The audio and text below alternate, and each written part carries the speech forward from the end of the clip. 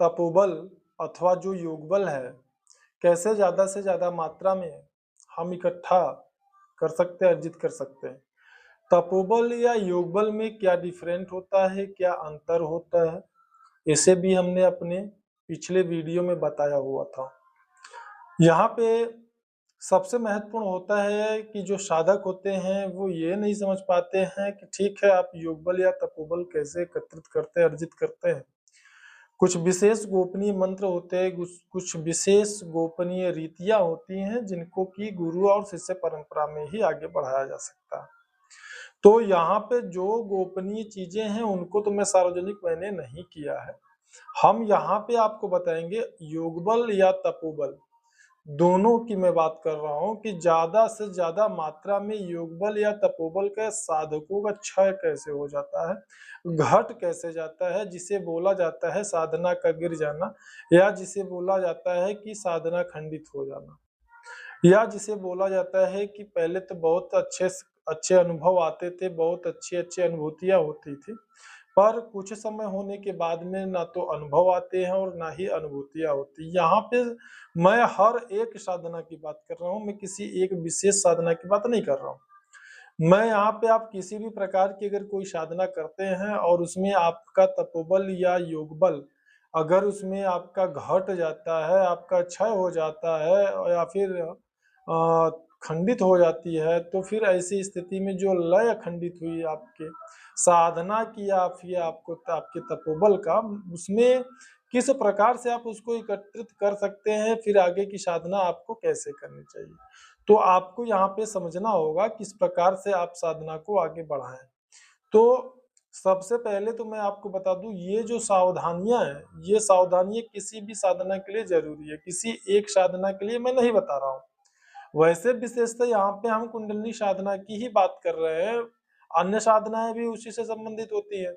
हम किसी विशेष सिद्धि के लिए साधना करें वो अलग विषय होता है, लेकिन अगर हम कुंडलिनी साधना करते हैं तो कई प्रकार की जो है महत्वपूर्ण व बेहद विशेष गोपनीय सिद्धियां हमें अनायास ही प्राप्त हो जाती है। उनके लिए हमको कुछ अलग से साधना करने की जरूरत नहीं पड़ती है।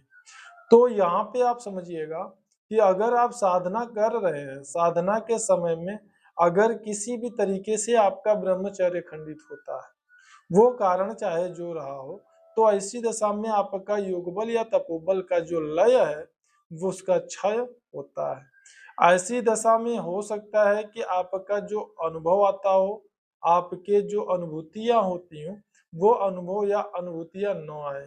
साधकों, आपने ध्यान दिया होगा कि जब आप साधना करते हैं और साधना आपकी कठोरता से आगे बढ़ रही होती है, तभी आपके मन में काम विचार बहुत ही प्रबल मात्रा में उत्पन्न होना शुरू हो जाता है। यहीं पे बहुत सारे साधक धोखा खा जाते हैं। कारण क्या होता है?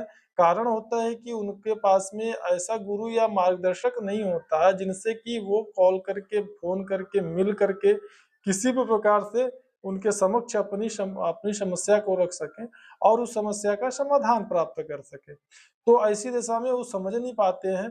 कुछ तो ऐसे साधक या फिर साधिकाएं हैं जो कि जबकि आपकी साधना काल में ऐसी स्थितियां उत्पन्न होती हैं, तो वह उस पर कंट्रोल ना करके, चूंकि गुरु या मार्गदर्शक अगर नहीं है, और अगर गुरु या मार्गदर्शक हैं भी तब भी उनसे छुपा करके वह उस काम विकार को भोगने का प्रयास करते हैं या फिर भोगते हैं। और जब वो ऐसा करते हैं, बस समझिए कि उनकी साधना का पतन हो गया, फिर उनकी साधना आगे नहीं बढ़ती। तो योगबल या तपोबल अगर आप चाहते हैं कि वो बना रहे, आगे बढ़ता रहे, तो कभी भी काम वासना अगर आपकी जो है आपको परेशान करती है, जो कि मतलब आप समझिए कि एकदम 100% ये क्लियर है कि साधना जब प्रारंभ करते हैं आप, चाहे छोटी साधना हो या बड़ी साधना हो, अगर आपका गुरु या मार्गदर्शक नहीं है तो आप तो साधना कर ही नहीं सकते, सफल तो हो ही नहीं सकते। तो ऐसी स्थिति में अगर आपको, मैं अपनी तरफ से बता रहा हूं कि अगर आपको काम वासना या काम विचार की भावनाएं आपके मन में विचार ज्यादा तीव्र गति से उठने लगे, कभी भी उनको भोगने का प्रयास न करें, नहीं तो आपकी जो साधना है उसका पतन हो जाएगा और आप फिर से जीरो पर आकर के खड़े हो जाएंगे। ये ठीक वैसे ही होगा कि आपने अपने जिस किसी स्थान से चलना शुरू किया और 100 किलोमीटर आप वहां पे आगे तक जा पाए, तो फिर वापस पुनः 100 किलोमीटर से आकर के 0 पे यानी 0 किलोमीटर पे आप खड़े हो जाएंगे और आपकी जो साधना है उसका पतन हो जाएगा।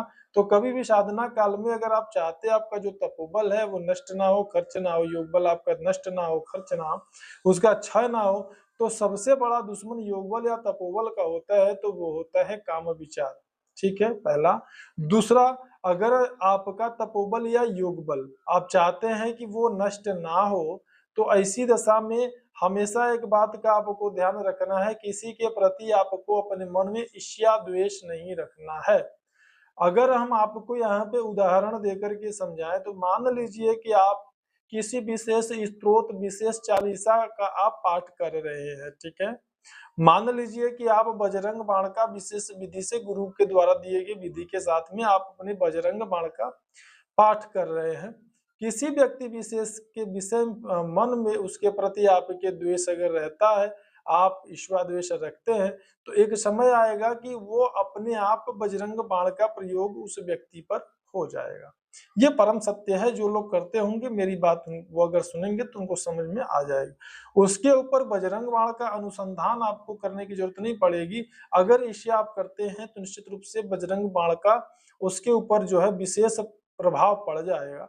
अब जबकि बजरंग बाण का विशेष प्रभाव उसके ऊपर अगर पड़ जाता है तो उसमें उसका क्या होगा वो तो अपने स्थान की बात है कुल मिला के। लेकिन मैं आपको बता दूं कि आपका जो योग बल या तपोबल है उसका क्षय जरूर होगा।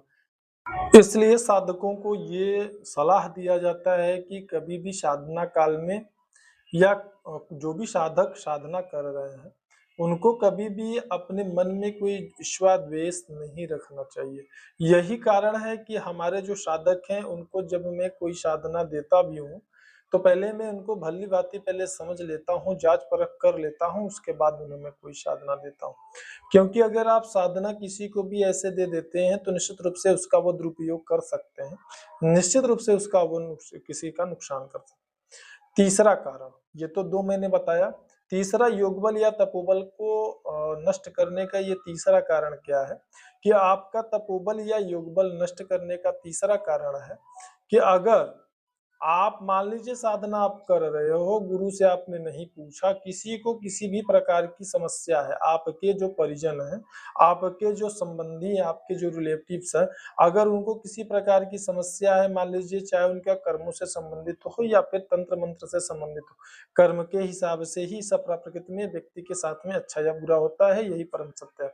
तो अब आप ऐसे समझिए कि अगर व्यक्ति को किसी भी प्रकार की कोई समस्या होती है और वो आपके पास आता है, आपने अगर किसी भी प्रकार से उसकी उस समस्या को दूर करने का प्रयास किया, मान लीजिए एक कुछ छोटा सा उदाहरण मैं दे दूं कि आप मान लीजिए ओम नमो भगवते वासुदेवाय मंत्र का आपने गुरु से गुरु दीक्षा लिया और उसी मंत्र का आप जप करते हैं, तो अगर आपने उस दशा में ऐसा कर दिया तो उसके जो कर्म है वो कर्म आपको भोगने पड़ेंगे, आपकी साधना में अवरोध आना शुरू हो जाएंगे, आपके अनुभव और अनुभूतियां लगभग बंद हो जाएंगी। अब ऐसी स्थिति में साधक कभी समझ नहीं पाता, यहाँ तक कि साधक गण ये समझते हैं कि भाई मैंने तो किसी का परोपकार किया है। अच्छा किया, बिल्कुल आपने परोपकार किया है, लेकिन ये आपका क्रियमाण कर्म है, ठीक है। तो ये आपको नहीं भोगना है, प्रारब्ध कर्म या जो भोग कर्म है वो ना आपको भोगना है।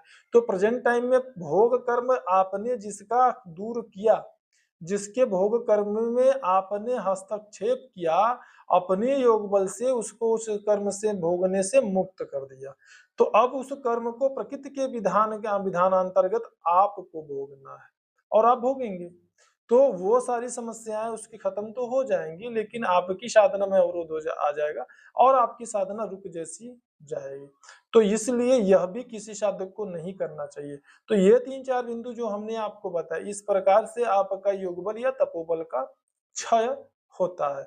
और उसके बाद में अगर कोई सिद्धि का प्रयोग करते हैं तो भी, अगर आपकी दिव्य दृष्टि कार्य कर रही तो भी, अगर इनका प्रयोग करते हैं तब भी आपके योगबल या तपोबल का क्षय होता है, आपकी साधना जो है वो गिर जाती है और अवरोध आना साधना में प्रारंभ हो जाते हैं। अनुभव उतने स्पष्ट नहीं आते, अनुभूति उतना स्पष्ट नहीं होती।